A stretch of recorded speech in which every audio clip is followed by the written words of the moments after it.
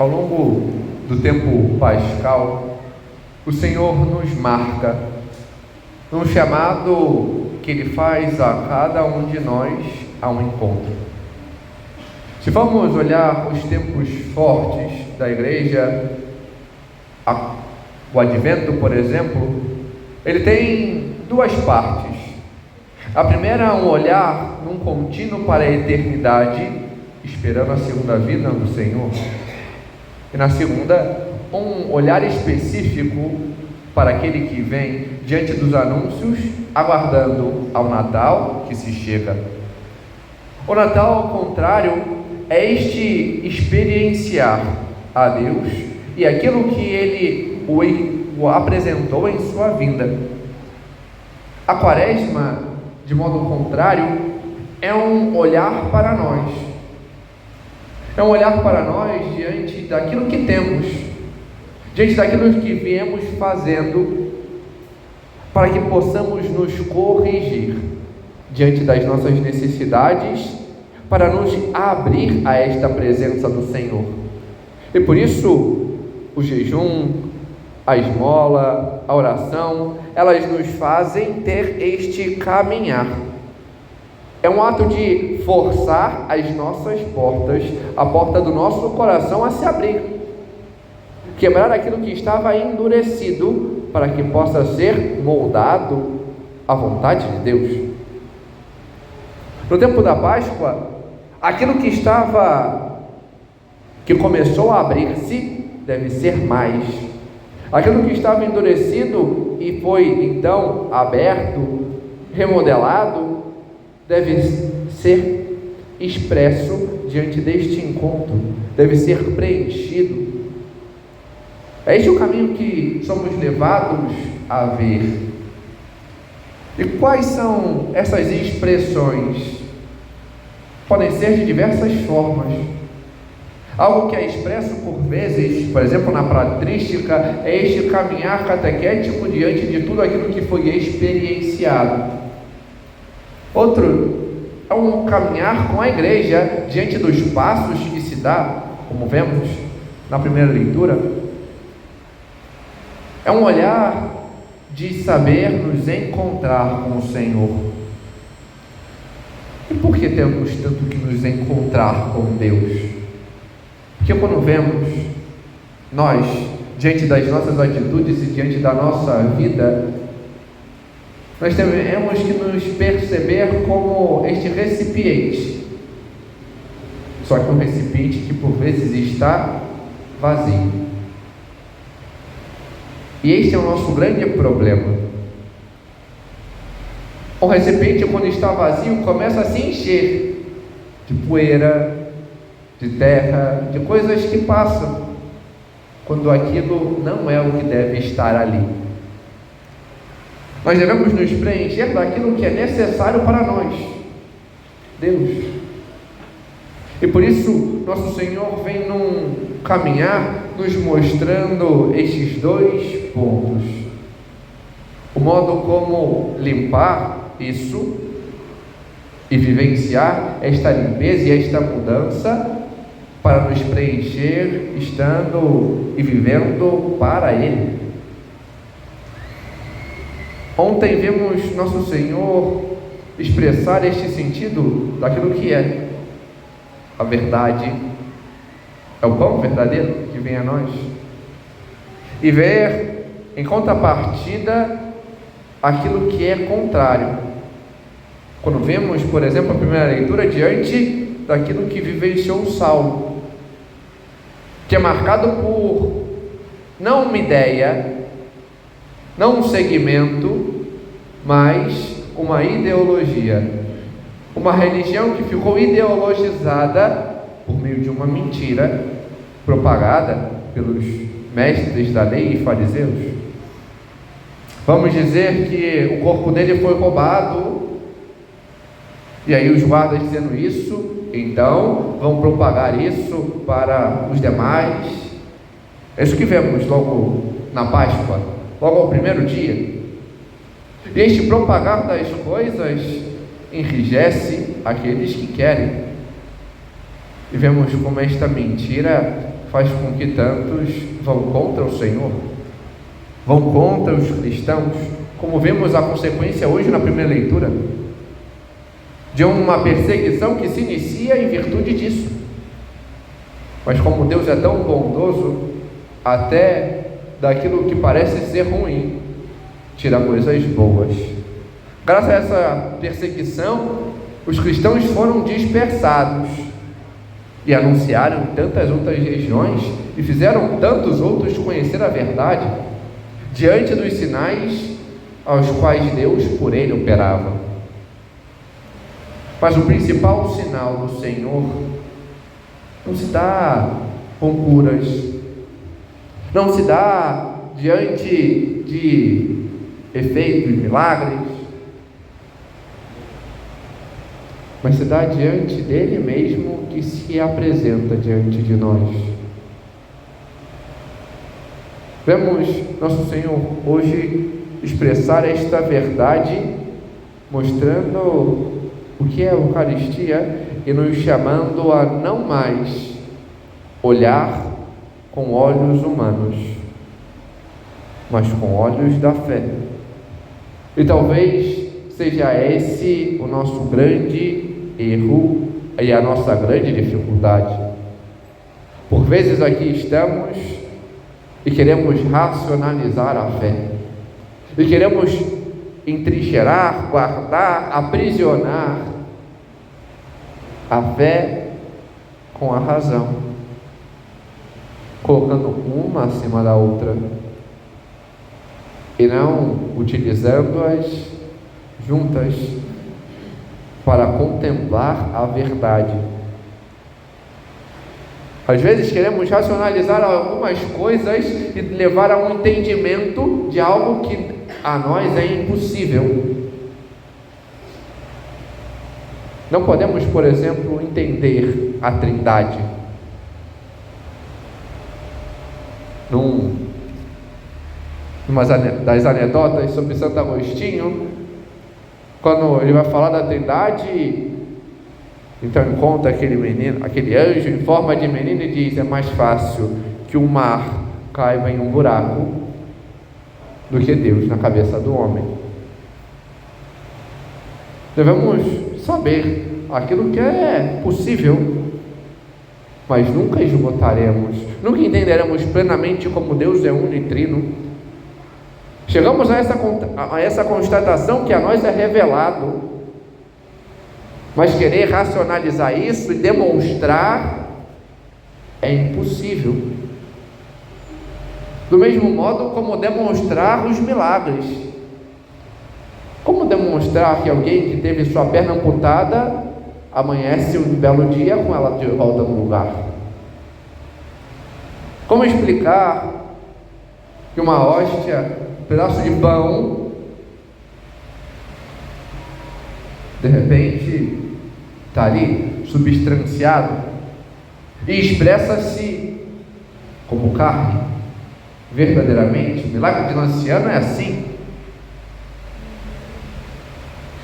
Aquele que foi transubstanciado, agora sendo corpo de Cristo, se manifesta verdadeiramente como corpo, um pedaço de carne. Como é que vai mostrar isso de modo palpável? Não há.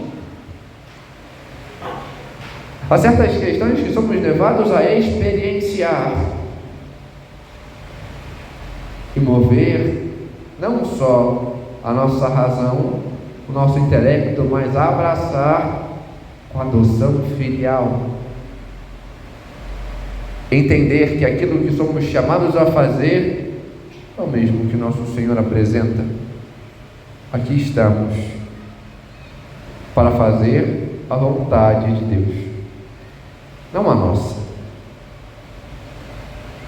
É fato que, se formos olhar de fundo, a nossa vontade mais intrínseca corresponde à vontade de Deus, mas em vista da nossa desordem, temos muitas vontades superficiais que nos levam para longe. E buscamos muitas coisas que são mais fáceis e cômodas do que a correspondência em fazer a vontade de Deus para nós. E por isso é necessário aprender a estar com o Senhor. Olhamos, por exemplo, aquilo que o Senhor apresenta a nós. Eu sou o pão da vida. Ao anunciar tal verdade, o Senhor nos chama a aprender a experienciá-lo, a vivenciá-lo.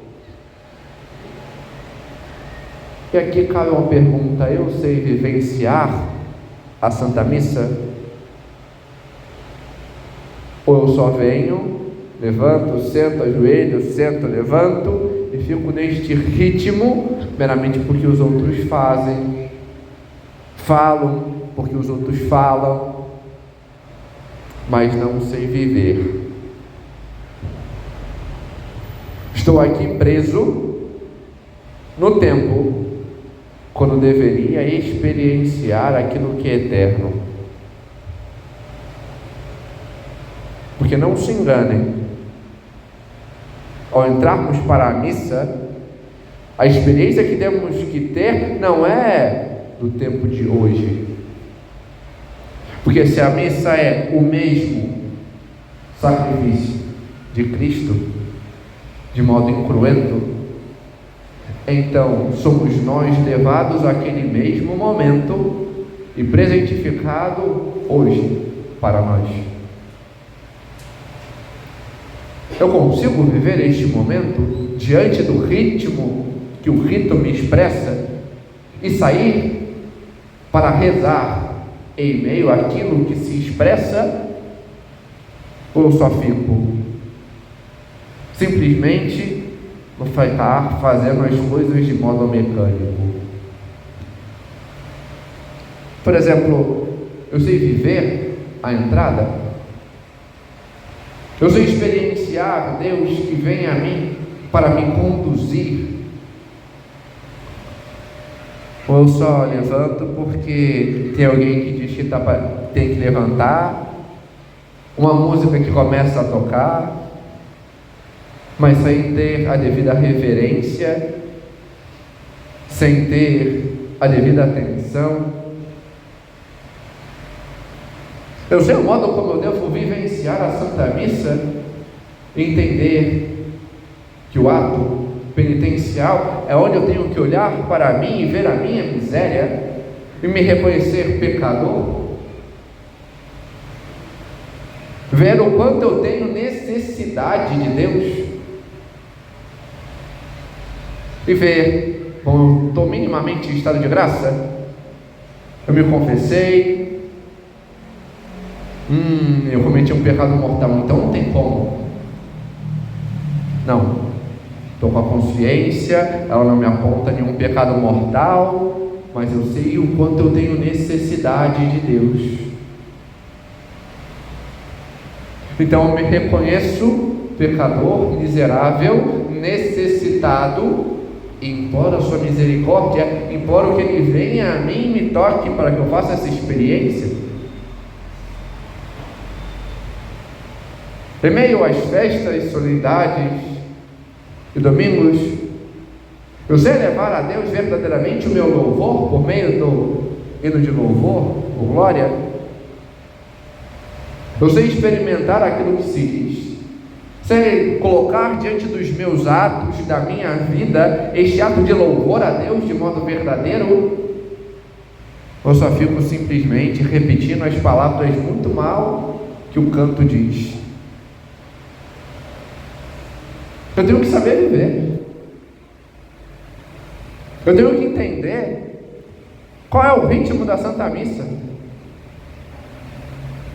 A missa não precisa de explicações estapafúrdias que por vezes só levam a um alongamento desnecessário. Mas eu tenho que saber que na hora em que o padre coloca oremos, é a hora de eu parar. porque ali é a hora onde eu coloco a minha intenção. É muito triste ver pessoas que vêm, colocam a intenção na missa, e aí, porque não prestaram atenção ou por qualquer outra coisa, acham que porque leram ou não leram ao início da missa a intenção, quando tem comentarista, então a minha intenção está ali. Se o comentarista lê ou não lê a intenção, não faz diferença alguma. Não é ali que se coloca a intenção na missa. Não é o comentarista que coloca a intenção na missa. E o nosso defeito da nossa catequese, da nossa falta de vivência real, é esse. Eu não estou vivendo de verdade. Quem coloca a intenção na missa é aquele que preside. Se o comentarista lê, mas, por exemplo, não colocar e o padre não falar nada, não colocar esta intenção, então ficou sem. Agora, se não ler e o padre colocar a intenção, ali está a intenção. Só que eu tenho que aprender a colocar, a exprimir isso. Eu tenho que aprender a olhar e vivenciar. E mais, eu coloco a minha intenção, oremos. O padre faz um silêncio, não é para me falar, interessante, a janela tem uns quadradinhos coloridos. Agora está um silêncio, eu tenho que pensar, depois da missa eu vou fazer o quê? Aí eu vou na... Não! É o momento de eu falar, bom, eu quero colocar a minha intenção pela minha família, pelo meu filho, pela minha mãe, por não sei quem, por aquela pessoa que está doente. Ali é a minha vez de colocar também. Porque uma das intenções é por aqueles que aqui estão e pelas suas intenções. O que eu estou apresentando para Deus como intenção? Quais são as intenções que eu vou ofertar?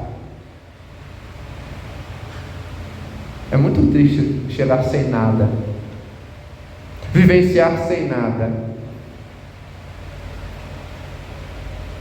Uma das principais intenções que deveríamos ter é pela minha conversão, para que eu possa fazer a vontade de Deus. E depois, saber calar. Certa vez, um padre começou a homilia da forma que eu sonho um dia em ter coragem para fazer. Eu ainda não tenho, só coloco no meio. No dia de São José, ele dizia: a principal coisa que devemos aprender com São José é calar a boca. Eu sei calar minha boca e o meu íntimo para prestar atenção. Porque por vezes a gente fica querendo falar tanta coisa. Não, porque eu sou leitor, então tem que fazer isso. Porque eu sou comentarista, tenho que ler isso, tem que fazer não sei o quê. Para quê? Eu presto atenção naquilo que é lido para mim, para que eu possa parar, olhar aquilo que está sendo dito e deparar-se com a minha vida e mudar. Porque, não se enganem, é isso que vemos na primeira leitura. Porque a pregação de Filipe e dos demais discípulos e apóstolos tem efeito? Porque eles anunciam e os outros ouvem. Porque a fé, como apresenta a era apostólica, os padres da igreja, vem pelo ouvido. Porque eu ouço, me deparo, tenho atenção e vejo o que eu estou fazendo está errado e eu tenho que mudar. Eu sei vivenciar esta conversa familiar, porque é isso. É um pai que fala aos seus filhos, que encaminha os seus filhos, que direciona os seus filhos. Ou então eu fico como aquele adolescente que ouve, dá as costas porque não quer saber daquilo, porque não quer corresponder àquilo que deve ser feito, que é me indicado como eu devo fazer, como eu devo corresponder, como eu devo me direcionar. Eis o modo onde eu devo aprender a viver.